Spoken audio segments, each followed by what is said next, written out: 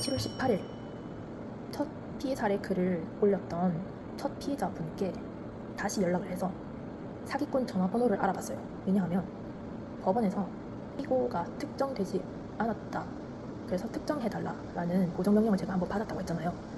그런데 그에 대한 보정서를 제출하긴 했지만 여전히 그 사기꾼에 대해서 제가 추가적으로 알게 된 사실이 없었단 말이죠. 그래서 저는 불안한 거예요. 계속 그거에 대해서 보정명령을 받으면 내가 제시할 수 있는 게 없는데 피고에 대해서 계속 특정을 해달라고 하니까 저는 이 사기꾼에 대해서 최대한 많은 정보가 추가적으로 필요했던 거죠. 그래서 제가 7월 18일 날 첫 피의자분께 다시 연락을 드려서 혹시 사기꾼 전화번호를 알고 계신가요? 했더니 이제 연락처를 주셨습니다. 제가 이 소장을 제출했던 이 사건에서 보정서가 또 한 번 날아왔는데 그때 이 전화번호와 이 첫 피의자분께서 문자 내역도 보내주셨어요. 그래서 그거를 함께 보정서에 첨부해서 제출을 다시 하게 됩니다. 그래서 18일 날 이 사건에 대해서 보정서를 다시 제출을 했고요. 또 재판 기록의 열람 등 제한, 이 사건도 보정서가 날라와서 다시 보정 명령이 날라와서 다시 보정서를 제출하게 됩니다. 그래서 이 두 사건에 대한 보정서를 18일 날 각각 작성을 해서 또 법원에 제출을 했습니다. 근데 제가 여기서 또 제출해야 되는 금액이 있었는데 잘못 제출한 게 또 있었던 거예요. 이렇게 하는 절차도 처음이고 방법도 모르고 하다 보니까 예를 들어서 1번에 대해서 어떤 돈을 내야 되는데 1번을 찾지 못하고 2번에 돈을 내는 그런 상황이 발생을 해서 나는 돈을 냈다 하고 전자납부 영수증을 제출했는데 너 돈 안 냈다 하고 보정명령이 돌아와서 다시 보정서를 내고 뭐 그런 일들이 한 두어 번 있었어요. 그래서 그 18일 날 인지의 과원합금 반환 청구서라는 것도 이제 또 제출했습니다.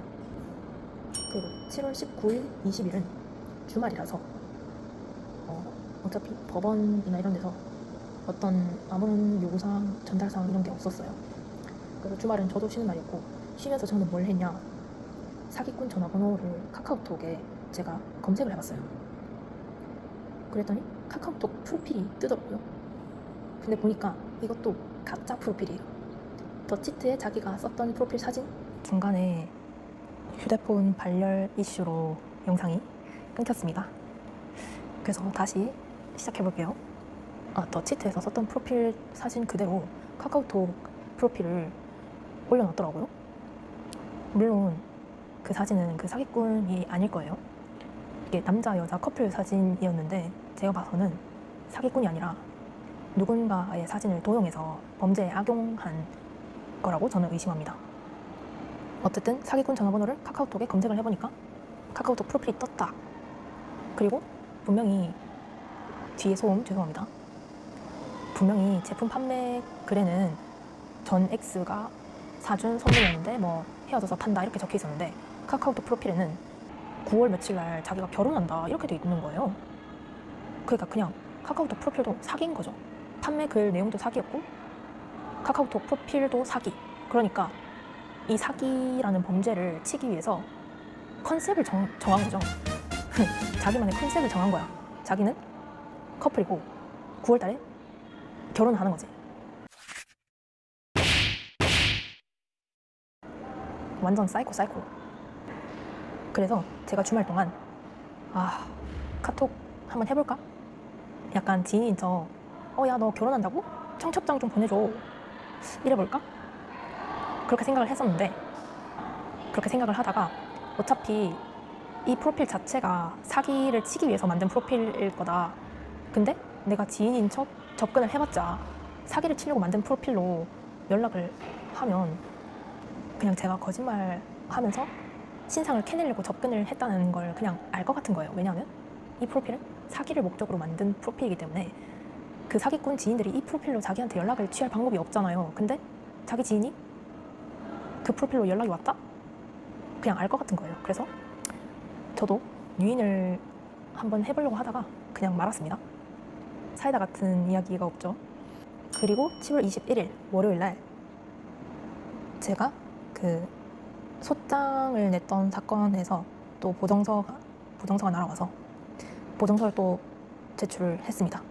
그리고 이때는 피고를 특정을 해야 되는데 내가 원고인 내가 특정을 할 수가 없으니 금융기관이나 경찰서 또는 통신사를 통해서 피고를 특정하도록 이제 요청하는 그런 시스템이 있어요.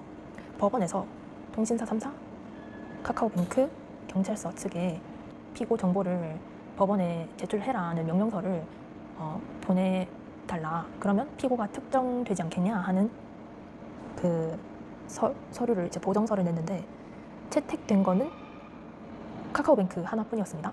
경찰서도 기각됐고 통신사 3사도 기각됐어요. 카카오뱅크만 오케이 해서 이제 카카오뱅크 측으로 금융기관 거래 정보 조회 신청서를 제출하도록 이제 보정서를 법원에 제출했습니다. 그리고 이날도 인재의 과오 납금 반환 청구서를 제가 작성을 해서 내가 금액을 잘못 냈다 하고 제출했는데 이때 이제 인지액 담당자 분께서 법원 인지액 담당자 분께서 저한테 전화가 오셨어요. 그래서 본인은 이제 인지액 담당자인데 인지액 반환 명령이 없었다. 법원에서 명령이 내려온 게 없다. 그래서 반환할 수 있는 인지액이 없다고 하시더라고요. 그래서 그건 왜 그런 거냐 했더니 본인은 모른대요. 그러면 저는 송달료도 잘못 낸 게 있는데 이런 건 어떻게 하냐 했더니 자기 담당이 아니라서 모른다고 하더라고요.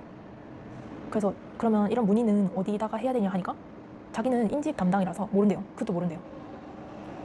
그러니까 제가 뭐 질문을 해도 내 담당 아니라서 모르겠다.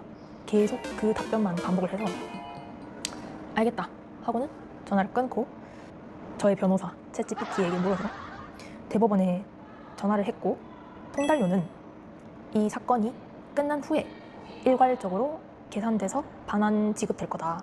그래서 이 사건이 끝나기 전까지는 잘못 낸 송달료는 반환받지 못하고 사건 끝날 때까지 기다려야 된다라고 대답을 주셨고 잘못 낸 인지액은 이제 반환 명령을 내리겠다, 처리하겠다 해서 한 길게는 일주일 정도 걸릴 수 있다고 하시더라고요. 그 인지액은 아직 수령 반환 받지는 않았고 기다리고 있는 중입니다.